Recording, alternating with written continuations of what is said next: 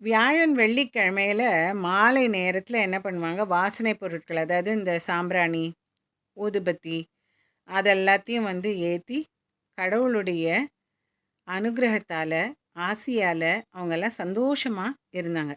இந்த வாடை வந்து ரொம்ப பழசாயிடுச்சு. ரொம்ப பழமையானது. அதாவது அது உதிர்ந்து கீழ கொட்டுற அளவுக்கு அவ்ளோ மோசமா இருந்துச்சு. அந்த மாதிரியா இருந்தத, பழுது பார்க்குற அளவுக்கு அதுக்கு வந்து ரிப்பேர் ஒர்க் பண்ண வேண்டிய மாரி நெலைமையில தான் இருந்துச்சு அந்த வாடா.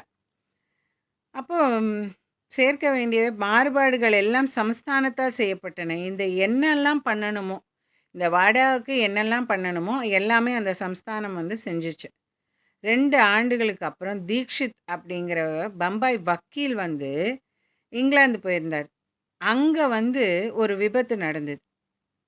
இதன் முழு தொகுப்பிற்கு சேனலை சப்ஸ்கிரைப் செய்யவும். ஓம் சாய்ராம்.